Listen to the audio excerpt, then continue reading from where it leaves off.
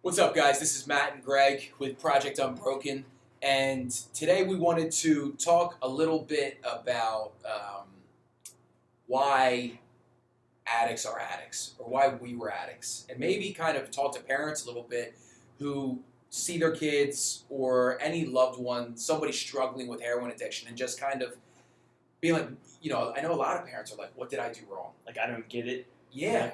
I know you've said, like, parents come up to me, they come up to you, they kind of know our story around here. They're like, I don't understand. Like, why are they doing this? And that's Right. kind of, I think, what we want to answer in this video. Yeah, and a really common theme, and I know, I've talked to my family members about this, my parents, I've talked to other parents of people that are struggling with addiction, and it's a lot of times they're looking to put the blame on themselves, the parents, I mean, and they're like, is it something we did, is it, my parents were, they were divorced when I was younger. They were like, was it the divorce? I'm like, no. Yeah. It's like, you guys did everything right. It's not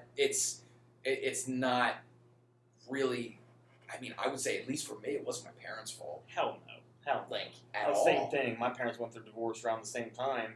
But the way I looked at them, my personality, I'm like, look, if that makes you happy, that's what I want you to do. Absolutely. So that didn't affect my addiction at all. It wasn't my parents. They had nothing to do with it. And again, a lot of people ask us, like, we don't get it. Like, if you're not an addict, you don't get it. And I think what they don't understand is it's you don't really mean to go into being a heroin addict. Ever. No. I don't think anyone does. No. I can remember sitting in high school and them talking about heroin addiction. I'm like, what kind of idiot does heroin? Like who does that? It's ridiculous. terrible. Right. Like, it's bad for you. So people are like, but then how do you get into that? And I think it just starts innocently, Yeah, again, we took that first pill and it felt good, So we're like, we can do this here and there, and it just slowly builds, And then one night you get drunk and you try heroin. And then it's like, well, I already tried it. I can do it. I can do it one more time, So I think it really starts innocently, and then something else happens, right? So what would you say happens from there?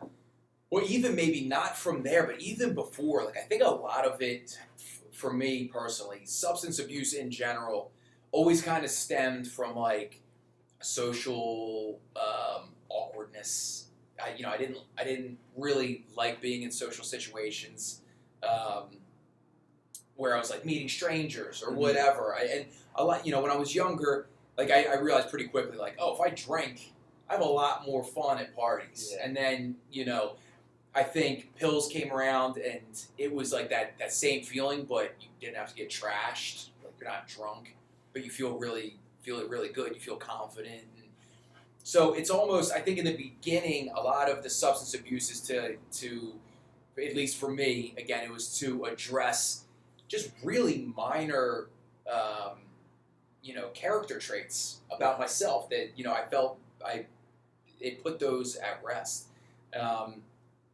But it kind of just escalated. Yeah. And so what Greg was saying, when you try heroin and it got to that point, you're like, oh, well, it kind of just seems like the next stepping stone. Like, it's no big deal. It's funny. It's a lot like they have the story where they say if you take a frog and you put him in a boiling pot of water, he's going to jump right back out. Yeah. But if you put a frog in cold water and turn it on and slowly let it boil, he's going to sit there and boil. And that's kind of what heroin addiction was like. Like, again, if we went straight into it from, having a couple beers, we would have never jumped into the boiling water of heroin addiction. But you kind of ease into it, and like you said, you try a little bit when you're drinking one night, and you're like, we already did it once, like, might as well do it again. Yeah. Next thing you know, the water's boiling. Yeah. And your life is becoming unmanageable. But that's kind of how it gets there. And I don't think it's not as devious as it sounds. Like, if you find out your kid's a heroin addict, you're like, what? Like, what happened? Yeah. It's usually like a slow decline into it. I agree. Yeah, I think we're a little different in why we use. Like, for me, I think it was more I just like feeling like the body high from it. Mm-hmm. I'm not as social as Matt. I don't go out as much. So for me, it wasn't really about that. It was more like I like just kind of taking it and chilling and like just like feeling good. But it got to a point where you get stuck in the addiction and you have to take it every day to feel good, and then you got to take more to feel the same level, and then when you don't have it, you feel like shit, and then by that time you're just stuck. Yeah. So I think a lot of parents don't understand, or just people in general who haven't been into the addiction. Usually at that point you don't want it. You don't even want it as the addict, and then they're like, "Well, why can't you just stop?" It's like, okay, so imagine this. So imagine that you come down with the flu, except for withdrawal is probably 100 times worse than the flu. Right? Similar symptoms, much worse. So you come down with the flu, and just way worse though. You feel absolutely probably the worst you've ever felt in your life, and you know that you can fix it like that, right? Like you can feel better like that.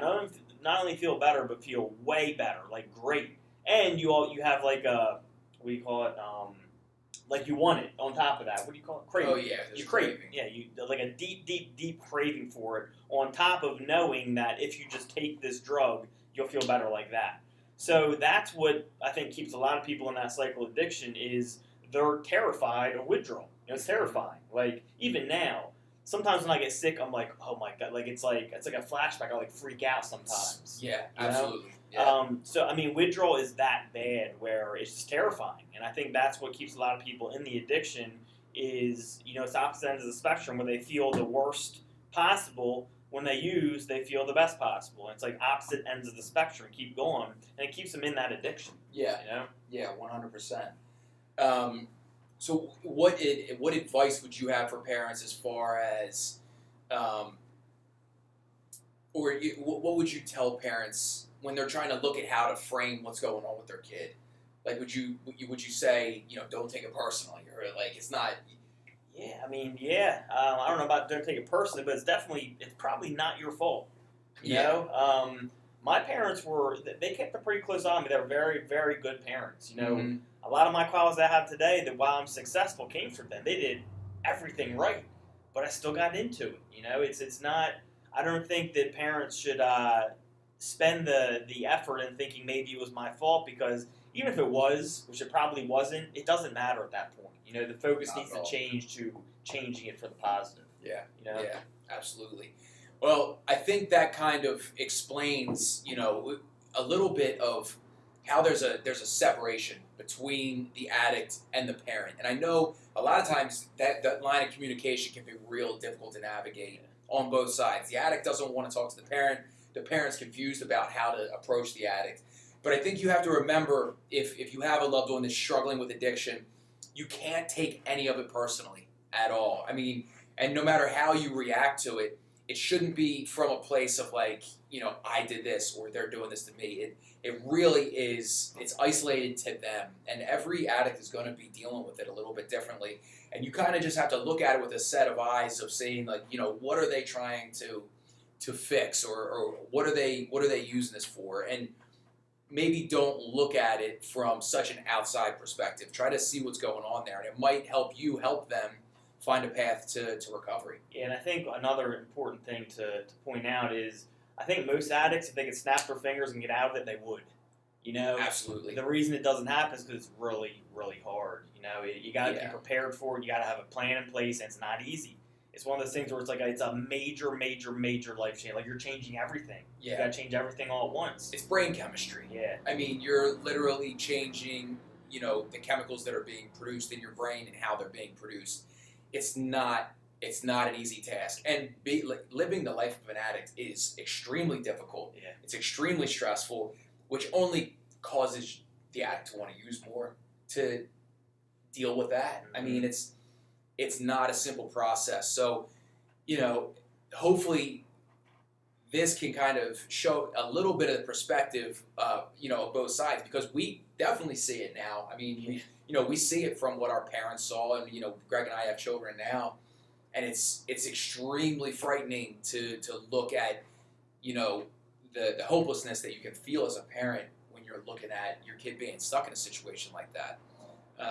But we hope this was helpful. If you guys have any questions as parents, or if you know somebody that's dealing with this, drop us a line. Let us know what you're thinking. Hopefully we can provide a little bit of an idea of what we experienced with something like that, and it might be able to help someone else out there.